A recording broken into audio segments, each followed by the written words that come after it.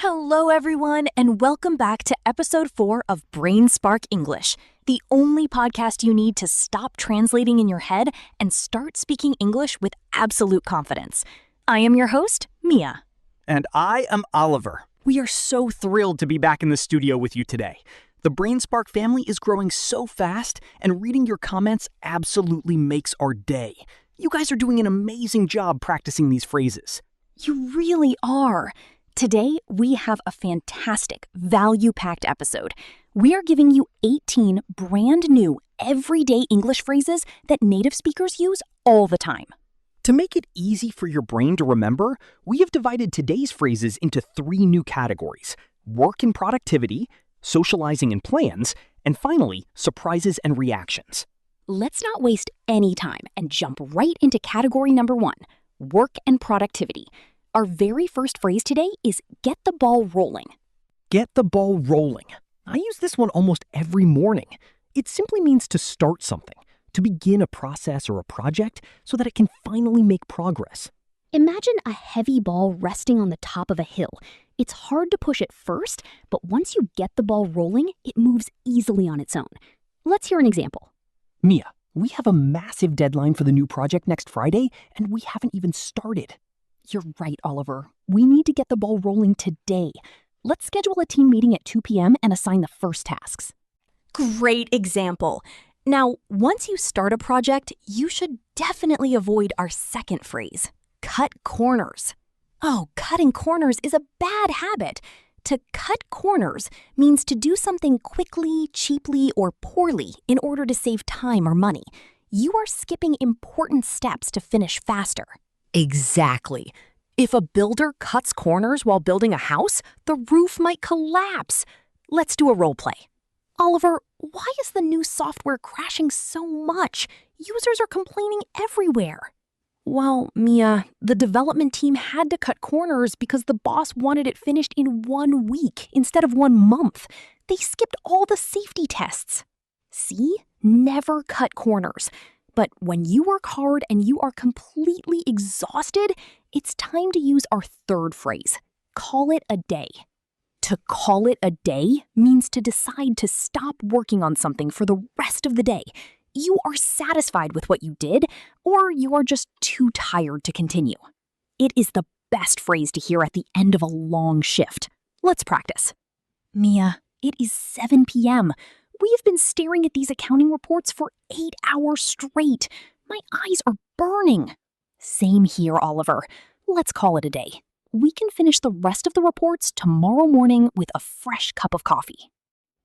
Okay, let's call it a day. I love it. Moving on to our fourth phrase, this is perfect for when you start a brand new job. Learn the ropes. To learn the ropes means to learn the basics of how to do a new job, a new task, or how a specific system works. This phrase actually comes from sailors on old ships. New sailors had to literally learn how all the different ropes worked to control the sails. Let's hear it in action. Hey, Oliver, how is the new guy Tim doing in the marketing department? Is he helpful?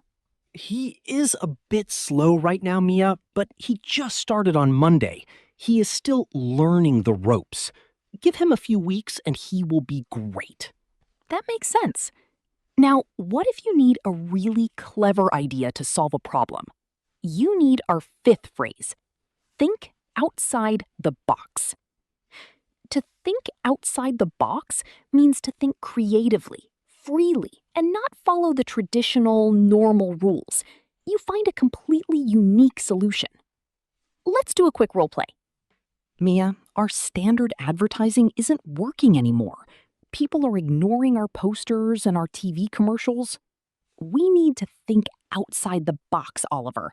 What if we create a viral TikTok dance challenge instead of a boring commercial?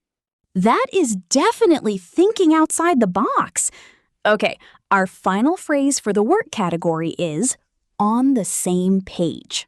When 2 or more people are on the same page, it means they understand each other completely and agree on the plan or the situation.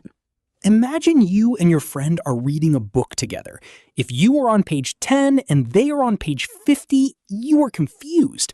But if you are on the same page, everything makes sense. Let's practice.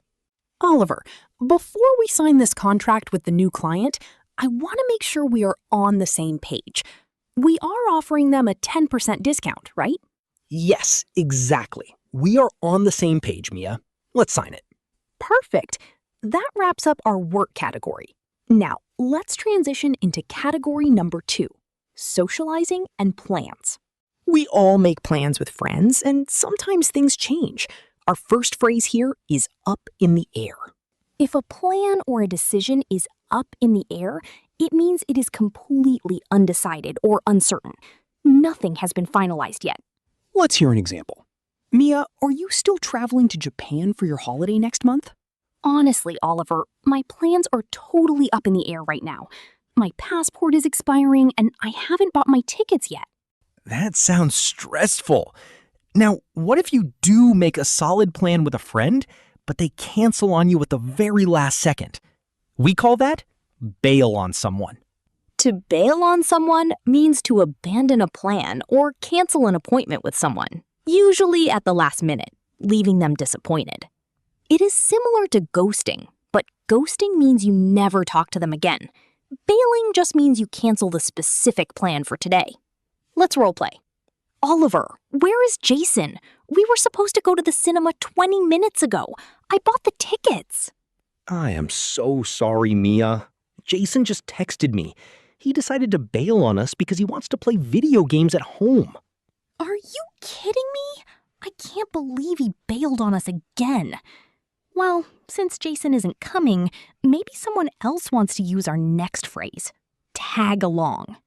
To tag along means to go somewhere with a person or a group of people, often when you were not originally invited or part of the plan, but you ask to join them. It's a very friendly phrase. Let's practice. Hey, Mia, my sister and I are going to the new shopping mall downtown to look for some sneakers. Oh, I actually need a new pair of shoes too.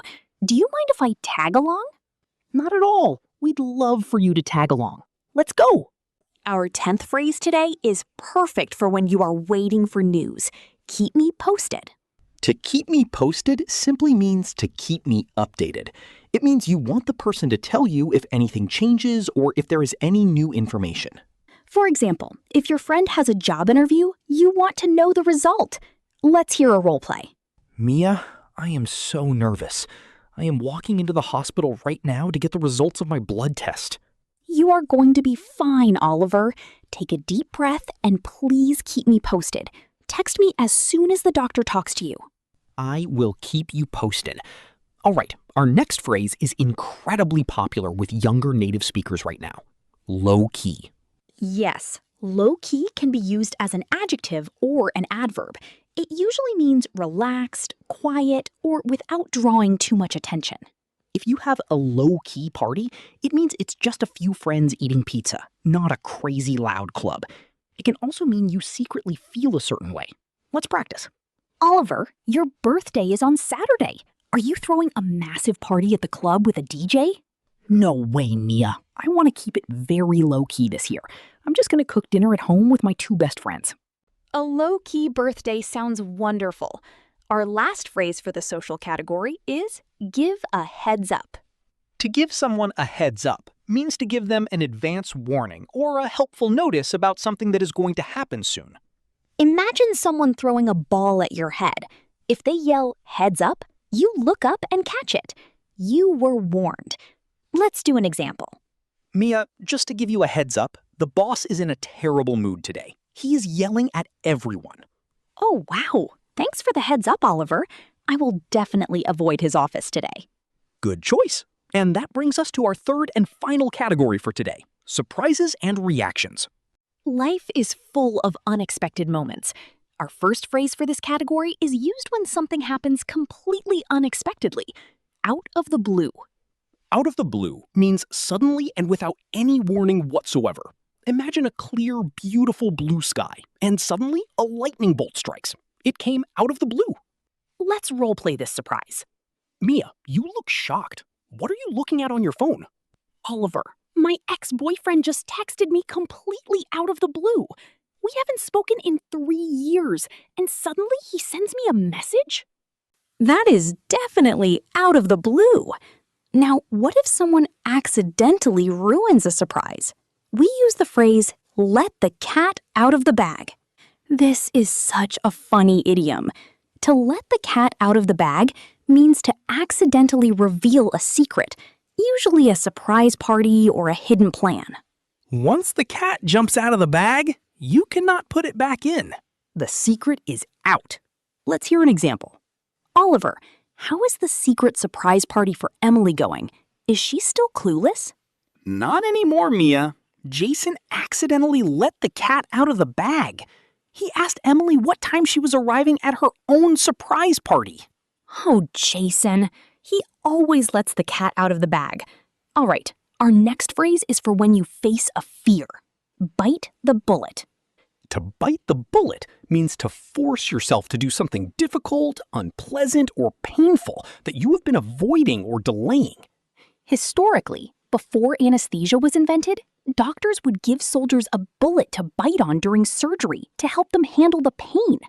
Today, we use it for everyday stress. Let's practice. Mia, my tooth has been hurting for 2 weeks, but I am terrified of going to the dentist. You just need to bite the bullet, Oliver. Call the dentist right now and make the appointment. The pain will only get worse. You're right. I need to bite the bullet. Now, what about when something bad happens, but it actually turns into a good thing? We call that a blessing in disguise. A blessing in disguise is a situation that seems unlucky or terrible at first, but it eventually results in something very positive. For example, missing your train is terrible, but while waiting for the next train, you meet the love of your life. Let's do a role play. Oliver, I was so depressed when I got fired from my old job last year. I know, Mia, but looking back, losing that job was a blessing in disguise. Because you lost it, you started this amazing podcast, and you are much happier now. It really was a blessing in disguise. Our next phrase is for when you need to release strong emotions. Blow off steam. To blow off steam means to do something to release pent-up energy, stress, or anger. You might go for a run, play a video game, or shout into a pillow. Let's practice this one. Mia, this week at work has been the most stressful week of my entire life. I am so angry. I am so angry. You need to blow off some steam, Oliver. Let's go to the gym and hit the punching bags for an hour. You'll feel much better. That is a great way to blow off steam. Okay, everyone, we have reached our final phrase of the episode. So far, so good. So far, so good is a very positive, encouraging response. It means that a project or a situation has been successful up to this current moment, even if it's not finished yet. Let's hear our final role play. Hey, Oliver, how is your new diet going? I know you gave up sugar last week. Well, it has only been 5 days, but so far, so good. I haven't eaten any chocolate, and I actually feel more energetic. So far, so good. And that brings us to the end of episode 4. Oliver, we just gave our listeners 18 more incredible phrases to use. We did. If you guys have been watching since episode 1, your English vocabulary is becoming so natural and fluent.